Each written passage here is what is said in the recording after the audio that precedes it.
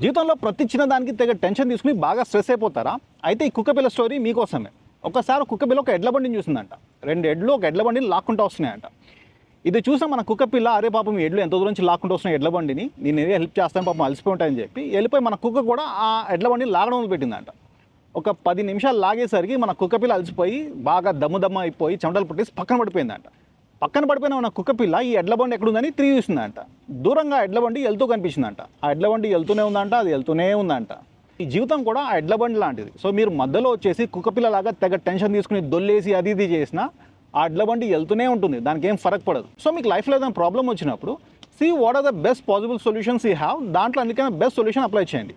ఒకవేళ ఆ ప్రాబ్లం మీ కంట్రోల్లో లేకపోతే దాంట్లో మీరు పీకేదేం లేదు, just SIT back and relax. ఫైనల్గా ఈ బ్రతుకు ఎడ్ల బండిలో ఆ కుక్కపిల్లలాగా తెగ టెన్షన్ తీసుకుంటారా, లేకపోతే మన బ్రతుకు జట్కా బండిలో మన పరమజ్యోతిలాగా లైఫ్ని ఎంజాయ్ చేస్తూ చిల్గా ఉంటారా? It's up to you. చక్రాలు అతను ఆ కళ్ళల్లో అతను ఎంతమందిని కన్యత్వాన్ని తీసుకున్నాడో తెలియదు కానీ ఆ కళ్ళల్లో చక్రాలను చూసి ప్రేమలో పడిపోయి